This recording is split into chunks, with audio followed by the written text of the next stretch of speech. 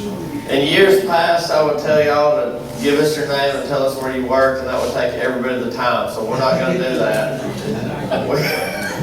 We all know who each other are, so no introductions, and we're already 20 minutes late, right? That's my fault. I was busy talking. So we're going to try to keep with the theme and just see where this goes. Where he leads, I'll follow. I wanted to ask,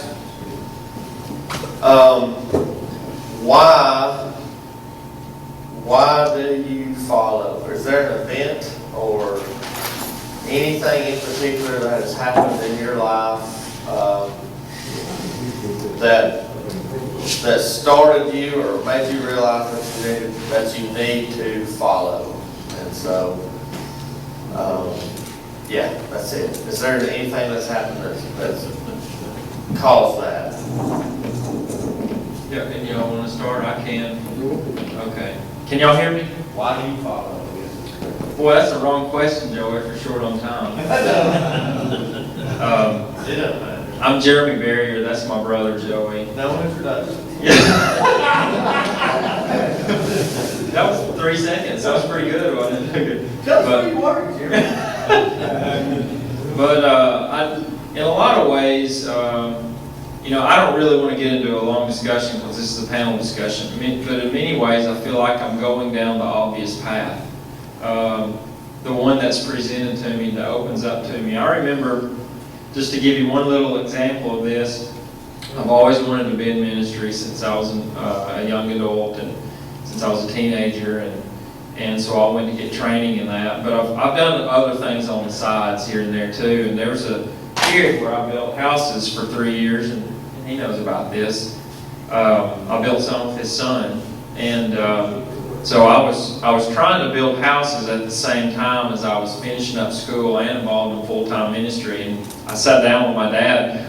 Robin and I, my wife Robin, we went down to visit my parents in North Alabama, and just spend the weekend with them, and we did. And I remember that Sunday afternoon, we were just kind of talking about life, and Daddy decided to give me a little bit of helpful advice. He says, well, Jeremy, at some point you're gonna have to decide. You're gonna have to decide what you want to do, because you can't do everything.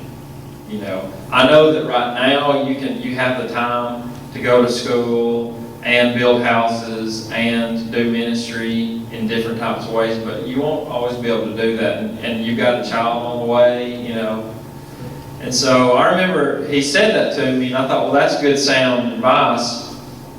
And I didn't tell him what I was thinking, but I thought, well, it's clear to me I want to do ministry. I want to do ministry.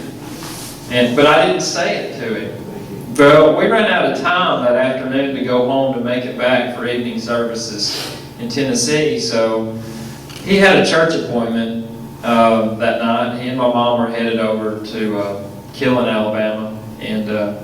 And so he said, y'all want to just come with us and y'all can drive back to Tennessee afterwards. I said, sure. So we went with him, made an appointment after church. We were standing there in the parking lot, and I was standing here. My dad was standing right here. One of the 3 elders was standing here, and one of the 3 elders was standing there. And we were just talking. And it took about 10 minutes. And when we were done with that conversation, I was employed. And it was one of those where it was like, they said, well, Wayne, for 15 years we haven't been able to get more involved in mission work, and we're ready now. They didn't lay out anything exact. I said, oh, great. And then they kind of talked to me a little bit. Jeremy, here's an opportunity. Are you interested to get more involved? Yeah, and that was it. And I remember having to call home later and be like, Daddy, can you tell me a little bit more about what we're getting into here? Because I had already answered the question that had been asked to me that afternoon, and I already knew the direction I wanted to go in. And it's been that way since. I don't think I've ever gotten a job that I've like when I sat down and said, hey, that's a job I really want. You see what I'm saying? However, there's always been through the back door opportunities that come along where I'm like, wow, that's really great. And then it's happening before you know it. I'm like, well, I never could have imagined this. You see what I'm saying? So, why do you follow? Well, it's kind of like, to me, you decide to follow God, and then things happen. And I don't know where to start, so we'll start way back there. I grew up in Middle Tennessee, and I can't remember when my mother didn't take me to worship service. I just can't remember that. And some of the things that I remember as a youth, well, one of the things was my granddaddy Fleming was a Bible teacher where we worshiped. And he had a recliner in his living room. And most of my memories of him were him sitting in that recliner studying his Bible.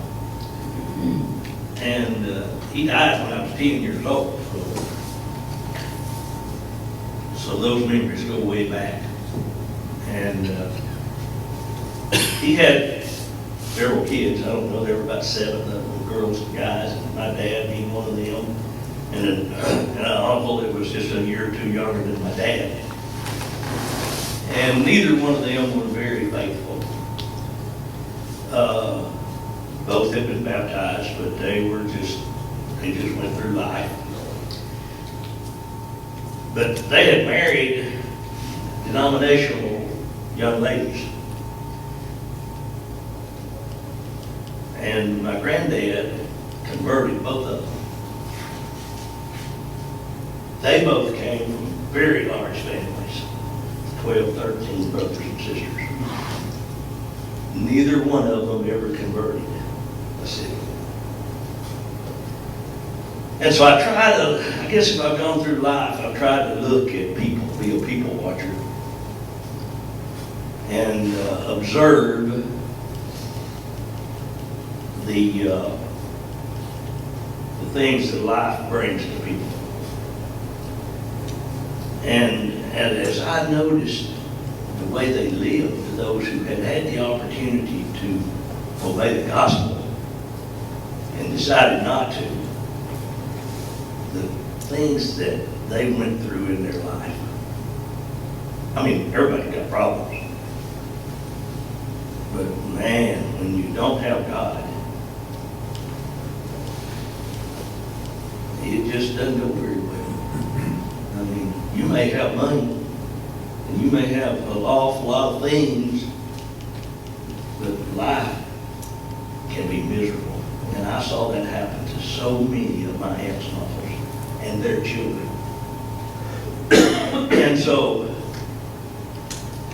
if you make mistakes and you don't learn anything from it, why did you make the mistake? And so I've had to ask myself that a lot of times. And after I got grandchildren, and they would do things that were pretty dumb, I started asking them, did you learn anything? And it would aggravate them. And so they would respond with a smart aleck attitude many times. But today, I mashed a finger here a few days ago, and my granddaughter wouldn't know if I learned anything. And so I guess that's what I try to, if I'm following something, it is looking at life and finding out what is life about.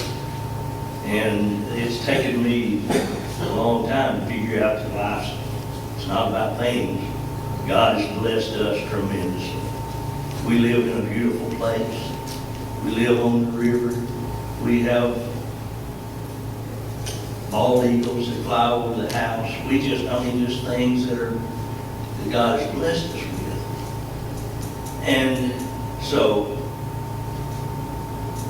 I try to use those things, and my wife and I we have given much effort to using those things to serve God. because he gave them to us, not for us to have, but for us to use.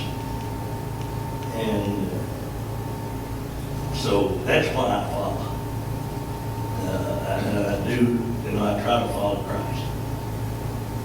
And as I look back over and I look at family, I still try to be a people watcher. And in our congregation, I see people who show up for church on Sunday morning and sit through the service. It's over, they go home. They come back the next Sunday morning, and they sit for an hour and go home. And it's just, and I did that part of my life. And I realized that's not what it's about. It's just not what it's about. And I got involved with young people, and I appreciate Martin's talk this morning about getting young people involved. And so I'm encouraged by young people because I see energy that they have that their parents don't have. I see knowledge that they have that their parents don't have. And when I teach a young men's class on Wednesday night, and they'll start at about 9 years old and go through high school. We don't have, so we group all those young men together. And it's amazing when you are teaching a class and you see one of those young men pull out his journal and start taking notes. And you have reached a chord, you touched something in the heart. And I think that is what we as older people should be doing. And I think we don't connect. I think sometimes we just think we don't connect with those young people. And I think we connect much better than we give ourselves credit for. Because my granddaddy connected with me. Not just reading his Bible.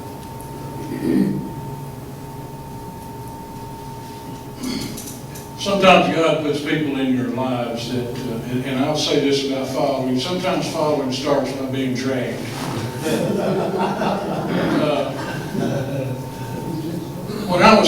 Ever since I was 5 years old, I wanted to preach.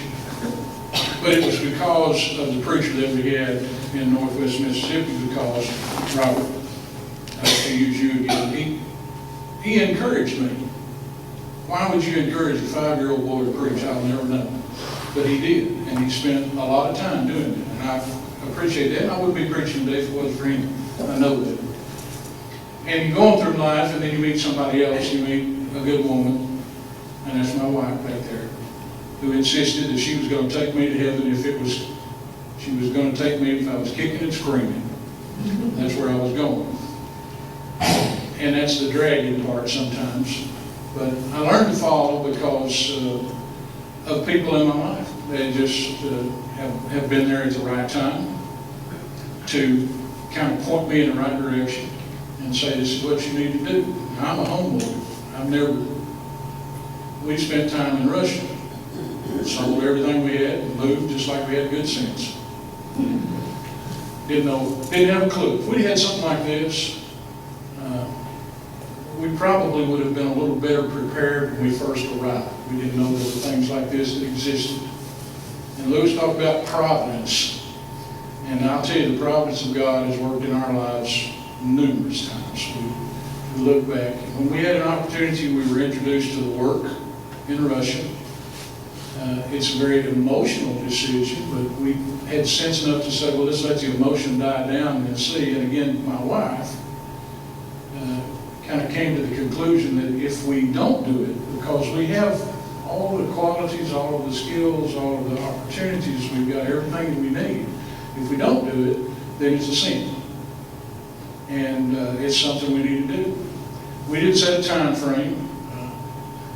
as to when we were going to go and when we were going to, or how long we were going to stay, but we just knew that there'd come a time when we were probably going to have to do something different. But the providence of God led us, and I'll tell you, you folks on the mission field know this, and this is where you need to really explain something to people when they come off the mission field.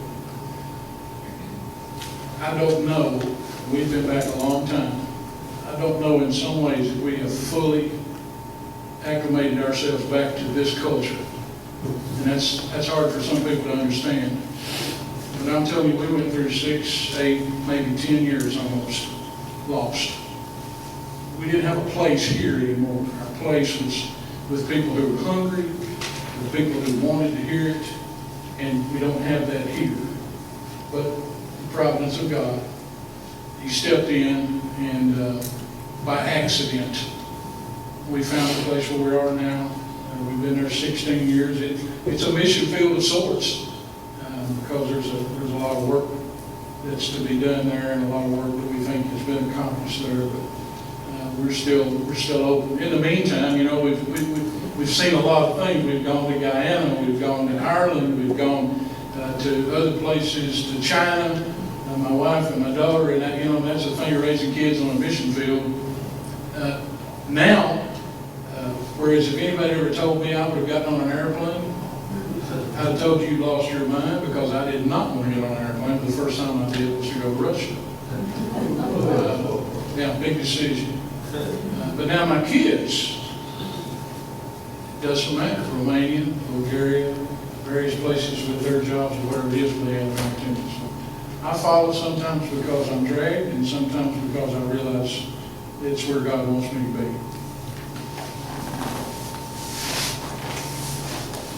Well, my name is Donald Green, and I come from western Kansas. I was born in Dodge City after Wyatt Earp before Matt Dillon.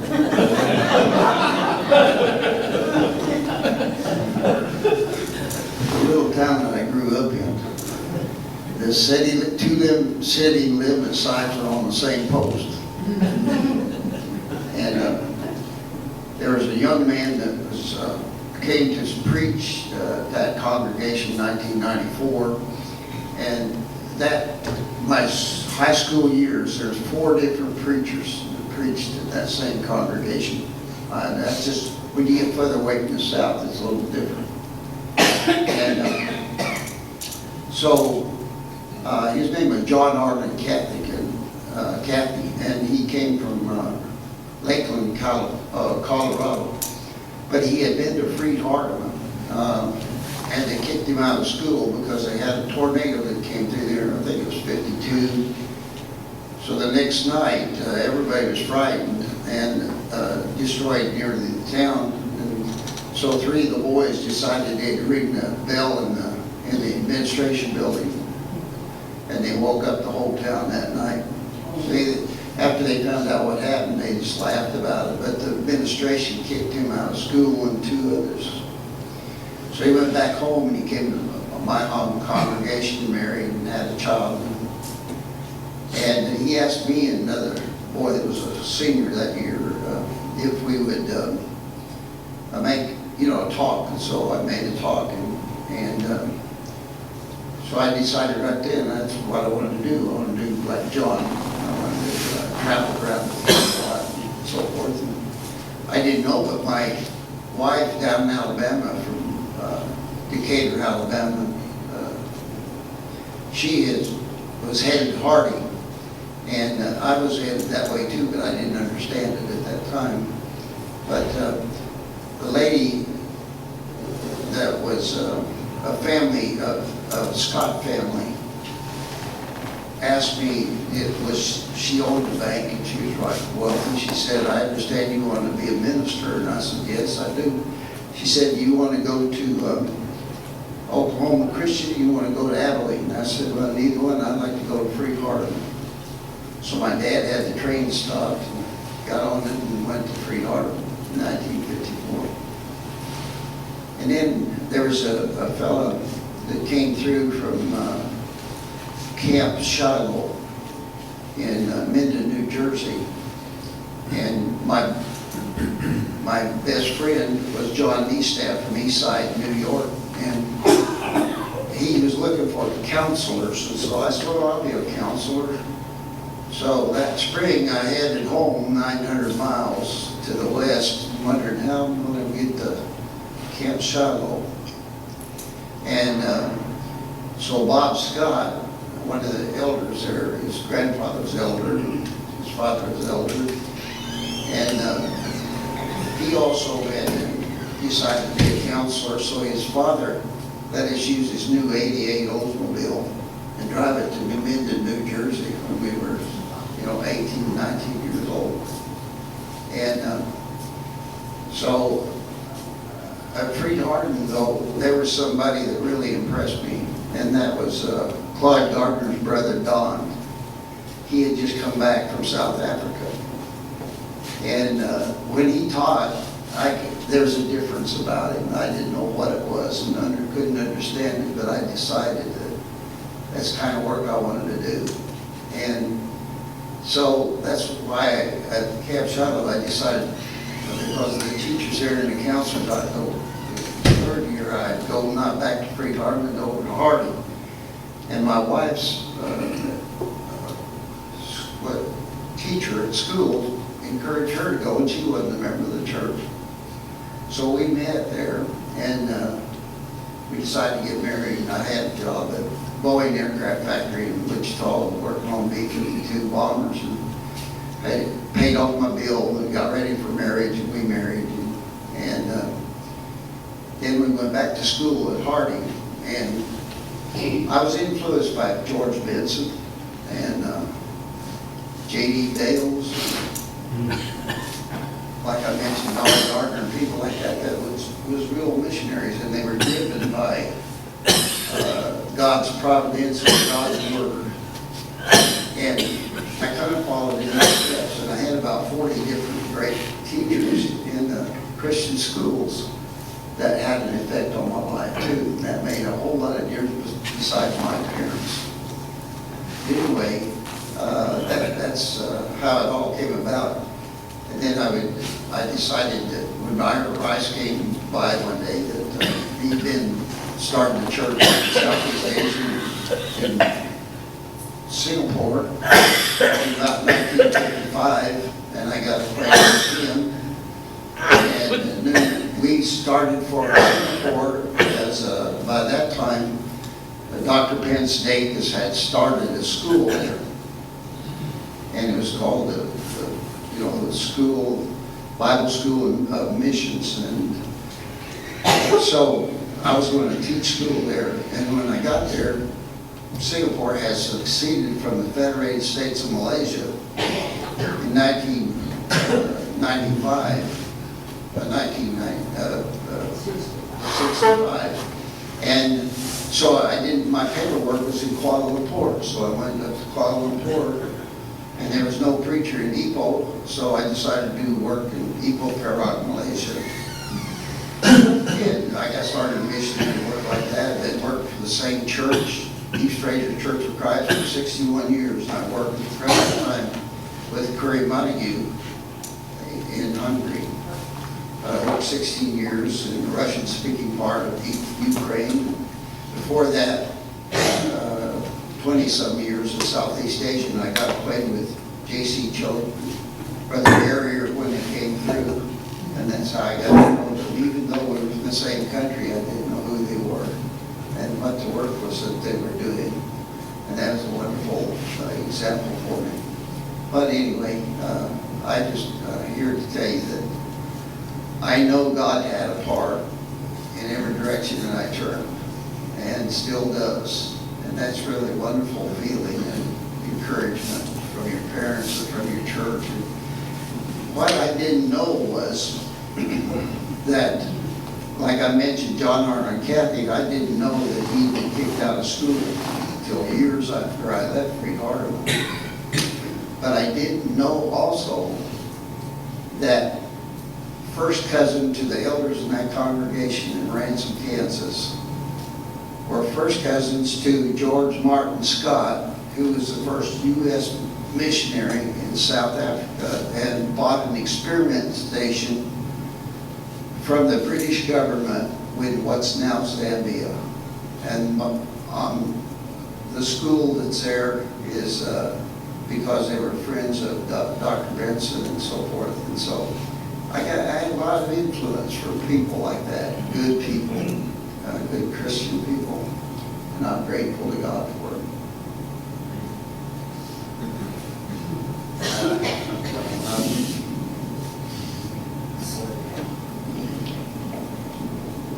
Every one of y'all said the providence of God, y'all realize that. We are, I don't know, I feel like a lot of times we're scared to say that God led you, so we say the providence of God because we're scared of misunderstanding, but it was the providence of God, which means it was God. So, take it however you want to. You were led and you followed. It's pretty neat.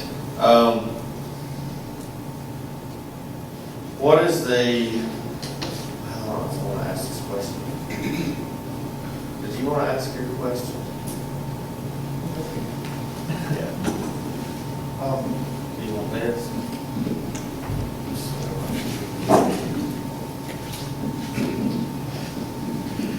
Something that I've come to realize, it's taken a couple of years as it, most of you know Gene and Madeline Gibson, and I've come up under them as a student and now a assistant director with them. I'll talk more about that later, but something that we run into over time is that because we just do work in our own backyard, we do it at Mississippi Dells Community College in Mississippi. Are we missionaries? You know, obviously, you know, for me to come to that, figuring out that yes, I actually am a missionary, but the question that it gets into is like where he leads, will we follow? You know, a lot of times, and I hear a lot of it, and I'm hearing both sides of it here, is, you know, do work at home and then go to the foreign fields, but yet a lot of times people don't see that working at home is a mission field. You know, it is a way to follow even right here at home. And that may be something that goes along with the question of how to get more youth involved. Is there's this stereotype or that idea that mission work is just overseas, it's just far off. We've even had an elder tell us that they're not going to give us donations for the work locally because it's not afar off. You know, so how do we go about looking at following when we're right here at home? You know, be a missionary at home and still be able to look at it and figure that out. You know, because typically missionary is overseas, but what about the home field? How do we change that stereotype, change that outlook?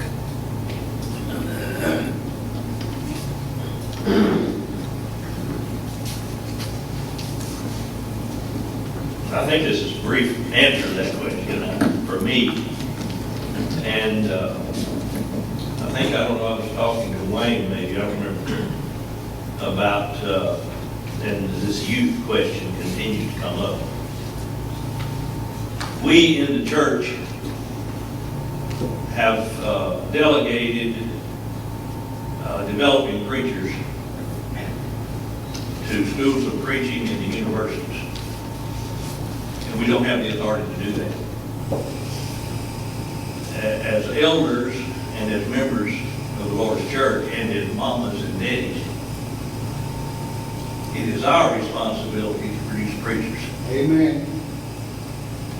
And so I don't, I'm not a preacher. I'm an elder and I have that responsibility to transfer that information to the congregation where I worship. And those of you who do preach need to be preaching to those mamas and daddies about their sons becoming preachers and their daughters becoming preachers' wives and elders' wives. And I don't think they're hearing that. I pretty much know they're not hearing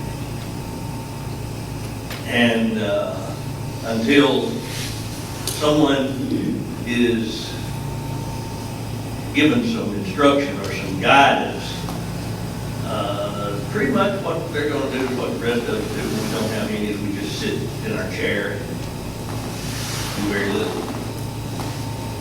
And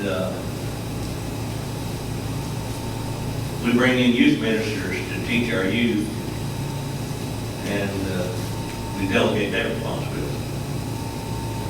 And what we need to be doing is looking at Christ, his example of what he did, looking at those apostles' examples as to what they did. Obviously, look at the Apostle Paul and how he went about teaching those young men that he had opportunity to teach. But until we start giving these young people giving them some confidence, telling them that we believe in them, telling them that we love them, sharing opportunities for them to grow. I don't know if any of you attend Polishing the Pulpit or not. Pam and I started attending Polishing the Pulpit 5 or 6 years ago, I guess. And we would miss it. And I go over there and I watch those young people. I see Kyle Butt in the audience, and they begin to relate to him, and some of those other young men who are teachers, and some of those old guys that are teachers also. But exposure. We have folks that they'll put their kids on travel ball, and they'll travel all over 100-mile or longer radius, teaching them how to play baseball or basketball. But we have a hard time getting them to the youth rally or getting them to a function like this. And so I think we just need to recognize what our responsibility is. And it's not just for us to be here and us to learn, it's to bring somebody with us that's got some energy. And I'm encouraged by young people. I see lots of energy. I think I said that a few minutes ago. But if we will encourage them, they'll follow. They'll follow. I'm not the right one to do this because I've never lived in fear of my job with the church or with anybody else. But I would ask the elder who said that, or whoever, what the Lord really meant when he said, lift up your eyes for the harvest is white all around us. Going overseas is great. Not everybody can do it. Not everybody should do that. And there's a tremendous work. You can call it mission work. You can call it whatever you want to call it. But we're reaching the lost. And you're reaching the lost in the Mississippi Delta. Just as surely as somebody who's going across the ocean to some other country is reaching the lost. But I would want an explanation for that. What does that mean? Because does that mean the harvest is only there? Or is the harvest everywhere we look? Because there are people who are ready. And we need people on our college campuses who are willing to reach out, because we all know what's happening in the educational world. I was a part of that for several years. I understand that. And it's difficult for anybody, to have that very limited vision. He needs to open his eyes a little bit and realize there's a whole lot more to it than just, there. We love all of it. And it's mission work, no matter where you are.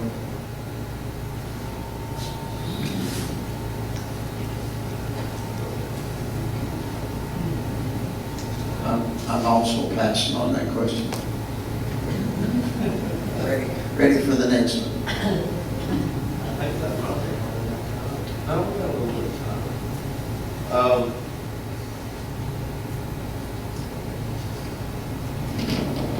Okay. Does that help? I feel like, just my 2 cents on that, I feel like we have compartmentalized everything. And even the name missionary, the title of mission work, rather than just evangelism, kind of it's messed that up for us. And because of compartmentalizing,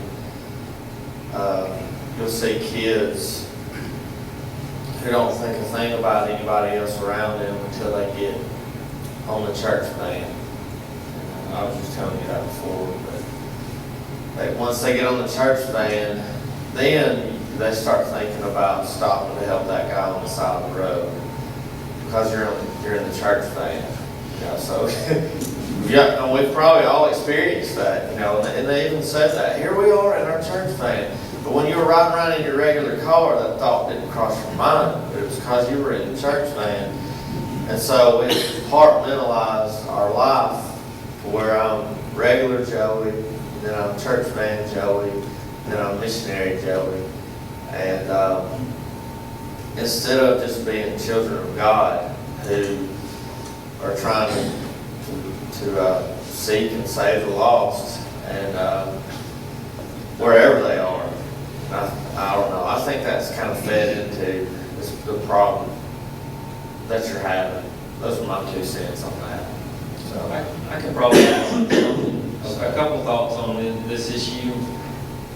One thought is that we have a guy graduating tomorrow from Heritage, and he's going back to the Netherlands, and he's